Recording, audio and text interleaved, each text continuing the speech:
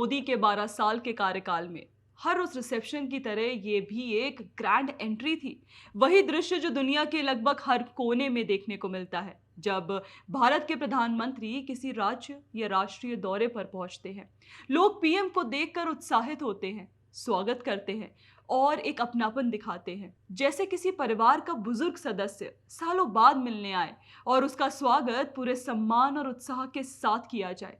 कुछ वैसे ही भाव यहाँ भी देखने को मिले, जिस पर भारत में बैठा रुदाली गैंग फूट फूट कर रो रहा है। वेन्यू था फ्रांस का नाइस, जहां पीएम 2 दिन के दौरे पर आए हैं। और दोस्तों सोचिए, जिस समय ये कल्चरल रिसेप्शन हो रहा था उस समय वही लोग मौजूद थे जो इस स्वागत समारोह का हिस्सा थे। ये दृश्य मानो पीएम का एक ग्रैंड फैमिली वेलकम सा लग रहा था। अब आप ये परफॉर्मेंस को देखिए। ये तीनों परफॉर्मर्स जो देखने में फॉरेन नेशनल्स मालूम पड़ती हैं, यहाँ बीच में कथक और दोनों तरफ भरतनाट्यम और ओडिसी की ट्रेडिशनल वेशभूषा में परफॉर्म कर रही हैं। बैकग्राउंड म्यूजिक एक है, लेकिन कथक और ओडिसी को एक ही धागे में पिरोया गया है इस कोरियोग्राफी में। स्टेप्स कथक और ओडिसी के हैं। अरे वही ओडिसी जिसको आज पाकिस्तान कल्चरल आइडेंटिटी क्राइसिस में दबोचने को तैयार है, और जिस विषय पर आप हमारे ये तीनों वीडियोस जरूर देख सकते हैं। इससे पहले हम वीडियो में आगे बढ़े, आप प्लीज हमारे सभी चैनल्स को सब्सक्राइब भी कर लीजिए। तो देखिए, सबसे महत्वपूर्ण बात यह है कि सिर्फ इस एक परफॉर्मेंस के लिए इन 3 फॉरेन नेशनल्स जो ना जाने कितने समय से कथक और ओडिसी का अभ्यास कर रहे हैं, और जिसके अभ्यास के लिए इन्होंने डेफिनेटली किसी ना किसी इंडियन गुरु की गाइडेंस ली होगी। तो what does it say about Indian classical dance forms? कि ये इंडियन सॉफ्ट पावर की लिविंग रीड है। जी हाँ, वही इंडियन सॉफ्ट पावर जो पंडित रविशंकर से बहुत दशकों पहले उनके बड़े भाई पंडित उदय शंकर इन्हीं भारतीय डांस फॉर्म्स के जरिए विश्व मंच पर ले जा चुके हैं। पंडित उदय शंकर ने दुनिया को बताया था कि भारत की नृत्य परंपरा कितनी समृद्ध और गहरी है।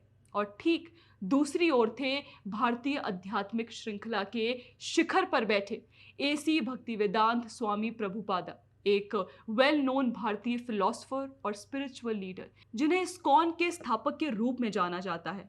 आपने पिछले वर्षों में देखा होगा कि पीएम मोदी उन्हें ऑनर भी कर चुके हैं। यानी एक तरफ थी हमारी इंडियन फिलॉसफी और स्पिरिचुअलिटी, जिसके तहत स्वामी विवेकानंद शिकागो में वननेस ऑफ ऑल एग्जिस्टेंस की बात कर रहे थे। उसके बाद स्वामी प्रभुपादा ने इस्कॉन के माध्यम से देश भर और दुनिया भर में कीर्तन से भारतीय दर्शन का विस्तार किया। दूसरी तरफ दशकों बाद इंडियन परफॉर्मिंग आर्ट्स का विश्वव्यापी प्रसार होने लगा। यहीं से वो श्रृंखला शुरू हुई जहां दुनिया भर के हजारों लोगों ने इंडियन आर्ट फॉर्म्स को देखना, सीखना, अपनाना, परफॉर्म करना और पॉपुलराइज करना शुरू किया। एक तरफ भारत के मंदिरों और सांस्कृतिक केंद्रों में क्लासिकल आर्ट्स का संरक्षण और प्रसार होता रहा। दूसरी तरफ आजादी के बाद के दशकों में फॉरेन नेशनल्स की कई पीढ़ियां भारतीय गुरु शिष्य परंपरा का हिस्सा बन गई। आप इसका अर्थ समझ सकते हैं कि आजादी से अब तक इंडियन क्लासिकल आर्ट फॉर्म्स दुनिया भर में अलग अलग देशों में अपने पांव और रूट्स दोनों जमा चुके हैं। अब आते हैं आज की तारीख यानी साल 2026 में। भारत के पीएम नरेंद्र मोदी अपने 6 दिन के यूरोपीय दौरे पर फ्रांस और स्लोवाकिया की यात्रा कर रहे हैं। वहां उनका स्वागत, सत्कार और उनके साथ एक इमोशनल कनेक्शन इन कलाओं के प्रदर्शन से नहीं बनेगा तो क्या कांग्रेस इकोसिस्टम के इन दिन भर के नकारात्मक प्रदर्शन से बनेगा? देखिए, इंडियन क्लासिकल आर्ट फॉर्म्स एक इमोशनल एस्पेक्ट है जो दुनिया के लार्जेस्ट डेमोक्रेटिक नेशन के पीएम नरेंद्र मोदी के साथ कनेक्शन और इंटरैक्शन बिल्ड करने के लिए इस्तेमाल हो रहा है। जैसे हम अपने दर्शकों के समक्ष शब्दों से, तथ्यों से कनेक्ट करते हैं, वैसे ही होस्ट नेशंस के लोग भारतीय कलाओं के माध्यम से कनेक्ट करते हैं। उन्होंने किसी अन्य सभ्यता को अब्जॉर्ब किया, उसकी कला सीखी, उसमें सालों लगाए और फिर उसे अपनी अभिव्यक्ति का माध्यम बनाया। लेकिन रुदाली गैंग इस बात को कभी नहीं समझेगी, क्योंकि इंडियन क्लासिकल आर्ट फॉर्म्स को वो एक भद्दी नजर से देखते हैं, उन्हें एक सेक्सिस्ट नजरिए से भी देखते हैं। और जब पाकिस्तानी इन डांस फॉर्म्स को क्लेम करने आ जाते हैं तो ये पाकिस्तानियों का साथ देते हैं, हु ओन्स आज कह के सेक्रेड एस्पेक्ट को तहस नहस करना चाहते हैं। Indian and foreign national dancer को ऑब्जेक्टिफाई करते हैं, शास्त्रीय नृत्यों को मुजरा का नाम देते हैं। दोस्तों, क्लासिकल आर्ट फॉर्म्स के फाइनल एस्पेक्ट को समझने की उनकी क्षमता ही नहीं है। ये लोग इग्नोरेंट और इमेच्योर ही नहीं, एरोगेंट भी हैं। इग्नोरेंट और एरोगेंट होते हुए भी ये इस वार्म रिसेप्शन को क्रिंज वर्दी इसलिए कहते हैं क्योंकि इन्हें अंदाजा ही नहीं है कि foreign Nations Indian classical dance forms को सीखने में अपना जीवन लगा देते हैं और उन्हें अपने निजी जीवन में सबसे इंपॉर्टेंट स्टडी के रूप में फॉलो करते हैं, उसके सेक्रेड एस्पेक्ट से भी जुड़ते हैं। दोस्तों, हम पैम्फलेट परिवार इस नकारात्मकता से हैरान नहीं हैं, लेकिन इस मौके को हम आपको ये बताने के लिए इस्तेमाल करेंगे कि कांग्रेस इकोसिस्टम के, रुदाली गैंग के और मीडिया के कुछ सेक्शंस के लोगों की कल्चर को लेकर समझ कटर में है। अब सोचिए, इसमें जो जर्नलिस्ट मीडिया आउटलेट्स चलाते हैं उनके लिए कितने शर्म की बात है। यहाँ आप इनका एग्जाम्पल देखिए। द हिंदू न्यूज़पेपर अपने आप को आर्ट एंड कल्चर कवरेज का लीडर मानता है दशकों से, और आर्ट एंड कल्चर को लेकर अच्छी खासी पॉलिटिक्स भी खेलता है। आइए देखते हैं उनकी डिप्लोमेटिक एडिटर सुहासिनी हैदर इसके बारे में क्या कहती हैं। वो एमईए को एडवाइस देती हैं कि उन्हें लेस क्लीशेड स्क्रिप्ट का इस्तेमाल करना चाहिए। सेंचुरीज ओल्ड ट्रेडिशंस की एक छोटी सी विंडो जो हार्डली कुछ मिनट्स की है, उसे ये क्लीशे बताती हैं और टॉलरेट नहीं कर पाती। दूसरा, आरोप लगाती हैं कि ये परफॉर्मर्स पीएम के ओन कंपनी ट्रूप्स है। तो सुहासिनी जी, हम आपको ये बता दें कि ये डांसर्स रिप्रेजेंटेटिव्स होते हैं किसी भी डांस फॉर्म के। उनको आप अपने ऑब्जेक्टिफिकेशन का टारगेट मत बनाइए एक महिला होते हुए। बाहर के देशों में डांसर्स इंडियन कल्चर की कंटिन्यूटी की कड़ी हैं। वो अपने गुरुज को रिप्रेजेंट करते हैं। जब भी ऐसे परफॉर्म करने आते हैं, जैसे कि उन्होंने पीएम मोदी के सामने परफॉर्म किया, और अगर वो किसी ट्रूप का हिस्सा भी हैं जो कभी परफॉर्म करते वक्त होते भी हैं, तो वो शेम करने की वजह नहीं है। Troops are reflective of individuals. पर आपका तो स्टाइल और पैटर्न यही है। आपने भारत आए तालिबान गवर्नमेंट के रिप्रेजेंटेटिव्स के सामने क्योस पैदा करने की कोशिश की थी। अपने पॉलिटिक्स के लिए इस मुद्दे को जेंडर पॉलिटिक्स बना दिया था। फ्रांस में आप फॉरेन नेशनल्स के साथ यही कर रही हैं। पर पैम्फलेट परिवार आपका ये पैटर्न अच्छे तरीके से समझता है। सोचिए, जितने लोग सुहासिनी हैदर के द हिंदू में हैं, उतने तो कोई छोटे से डांस फेस्टिवल या भारतीय त्योहार पर नाइस फ्रांस के सभागार में किसी फेस्टिवल में फॉरेन नेशनल्स ही इकट्ठा हो जाते होंगे डांस करने। ये है उनकी स्ट्रेंथ। और रही बात सीरियस स्क्रिप्ट की, तो पिछले 12 साल से पीएम जिस जिस देश में स्टेट विजिट्स के लिए गए हैं, वहां उन्होंने एक यूनिक ट्रेडिशन स्टैब्लिश किया है। आप कहेंगे वो क्या है? तो वहां की डायस्पोरा से सीधा और सीरियस संवाद, जिसमें वहां के रेसिडेंट्स, बिजनेसमैन, महिलाएं और हर प्रोफेशन से लोग आकर उन्हें सुनते हैं। इन सीरियस इंटरैक्शंस में पीएम भारत की बात ही नहीं करते, बल्कि आने वाले समय में डायस्पोरा का क्या रोल हो सकता है उसका भी बीज बोकर आते हैं। वे बीज हैं एक विशाल सभ्यता के, जो सभ्यता के वृक्ष से हजारों मीलों दूर है, पर जड़ों से जुड़े रहते हैं इंडियन क्लासिकल डांसर्स के थ्रू। अब यहां बात करते हैं इंडियन डायस्पोरा की। तो पीएम मोदी के स्टेट विजिट्स की सबसे मुख्य कड़ी, जो उनके इंटरैक्शन में स्टेट लीडर्स, एनवॉयज और देश के रिप्रेजेंटेटिव्स के साथ मीटिंग्स के बाद सबसे इंपॉर्टेंट सेक्शन ऑफ पीपल होते हैं, वो हैं इंडियन डायस्पोरा। इंडियन डायस्पोरा, जिनके लिए इंडियन क्लासिकल आर्ट फॉर्म्स वो भाषा है जो उन्हें घर से दूर भारत की जड़ों से जोड़े रखती है, मिट्टी से जोड़े रखती है। ये बातें उन्हें कैसे समझ आएंगी जिनमें देश के प्रति कोई अच्छी भावना ही नहीं है। इसलिए ये बातें रुदाली गैंग नहीं समझता। इनकी इमेच्योरिटी के सैंपल तो देखिए। कादम्बिनी शर्मा एनडीटीवी, पीटीआई और आज तक की एक्स जर्नलिस्ट रह चुकी हैं, लेकिन इनकी इस कल्चरल विंडो की समझ जीरो है। ये इसको होटल्स में होने वाले नाच गानों से कॉन्फ्लेट करती हैं, इंडियन क्लासिकल आर्ट फॉर्म्स को डिमिनिश करती हैं और कलाकारों का अपमान करती हैं।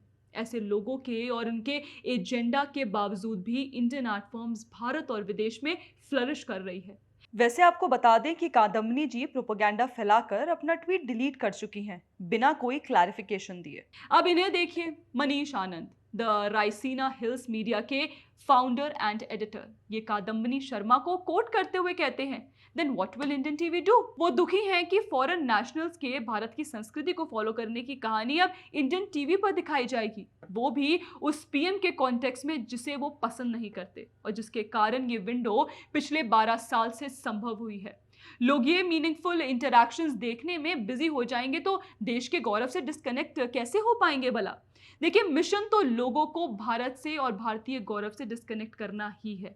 अभिनय देखिए, कथित पत्रकार अभिसार शर्मा जो पूछते हैं वाई, ये वाई ही दिखाता है कि इन्हें इंडियन क्लासिकल डांस के बारे में कुछ नहीं पता। तो हमारी उनसे रिक्वेस्ट है कि वाई का आंसर जानने के लिए आप प्लीज पैम्फलेट को फॉलो करें और हमारे चैनल के सभी कल्चरल वीडियोस जरूर देखें। अरे अरे, वैसे एक मिनट, अभिसार शर्मा तो उनके वाई का जवाब यहां दे रहे हैं, क्योंकि उनका कल्चरल क्वेश्चन यानी CQ0 है, सो वो इसको पॉलिटिक्स की नजर से देख रहे हैं। अभिसार कहते हैं कि ये परफॉर्मेंसेस इसलिए हैं कि पीएम मोदी के लिए हर फॉरेन विजिट उस इलेक्शन रैलीज का एक एक्सटेंशन है। वैसे ये बात तो हम सब जानते हैं कि अभिसार शर्मा हर पॉजिटिव एस्पेक्ट से ईर्ष्या रखने के लिए बहुत पॉपुलर हैं और इसलिए उन्हें यहाँ मोदी सपोर्टिंग एनआरआई से बहुत गहरी प्रॉब्लम है। अब दोस्तों यहाँ आप इन्हें देखिए, Nayanima Basu, author the fall of Kabul. International relations इनका इंटरेस्ट एरिया है, पर अफगानिस्तान कवर करते करते ये भूल गई कि भारतीय संस्कृति में महिलाओं के अपनी कला का प्रदर्शन करने के लिए सदियों से पूरी फ्रीडम है। She calls this insult to artist and art. ये एक तरह की वुमेन शेमिंग है जिसके लिए वो पीएम को बहाना बना रही हैं। द फॉल ऑफ काबुल के ऑथर को हम ये बता दें कि द फॉल ऑफ काबुल का एक रीजन ही महिलाओं को अपने शिक्षा, अपना अभ्यास और अपनी संस्कृति पर गर्व एक्सप्रेस करने ना देना है। खैर दोस्तों, ये तो था रुदाली गैंग का पीएम के नाइस विजिट पर रोना, पर हम यहाँ आपको फ्रांस से लेकर चलते हैं पीएम के दूसरे यूरोपीय दौरे पर यानी स्लोवाकिया, जहाँ के पीएम के विजिट से हम आपको ये 2 क्लिप्स दिखाते हैं।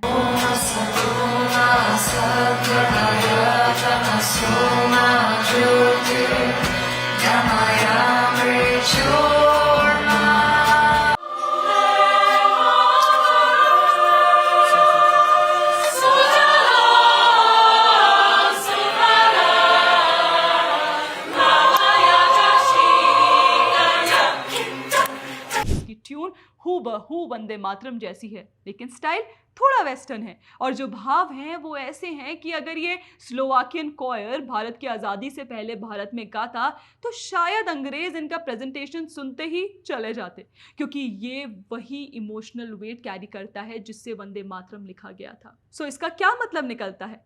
तो इसका मतलब है कि फॉरेन नेशनल्स हमारे कल्चर को भारत में बैठे इंडियन हेटिंग इकोसिस्टम से बेटर अंडरस्टैंड करते हैं। वो वंदे मातरम के 150 साल पूरे होने का भी महत्व समझते हैं, जिस पर भी इसी सेम टूल किट यानी रुदाली गैंग ने भारत में रोना गाना किया था।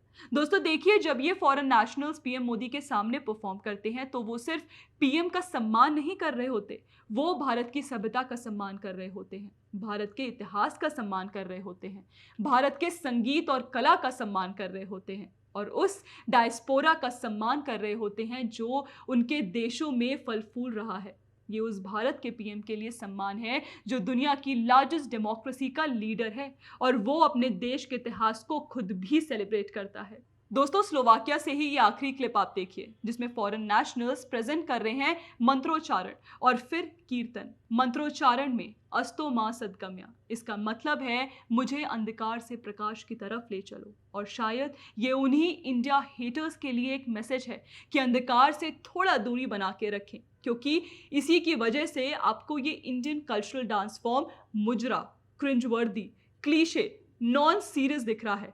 ये एक फिनोमिना है जिसे देखकर सभी इंडिया हेटर्स का सर झुक जाना चाहिए, क्योंकि इनके विजन में और एक फॉरेन नेशनल के विजन में जमीन आसमान का अंतर आ गया है।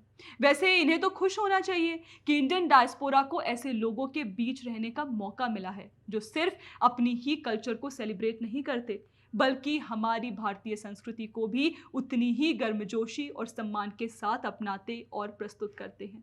तो सवाल ये नहीं कि पीएम मोदी का स्वागत क्यों हुआ या उसके लिए अब भारतीय नृत्य संगीत ही क्यों चुने जाते हैं। सवाल ये है कि भारतीय संस्कृति का सम्मान देखकर भी कुछ लोगों को इतनी तकलीफ बार बार क्यों होती है, और इसके लिए पीएम मोदी का और क्लासिकल आर्ट्स परफॉर्मर्स का अपमान ये लोग कब तक करते रहेंगे। दोस्तों प्लीज अपनी राय हमें कमेंट सेक्शन में जरूर बताइएगा। जय हिंद।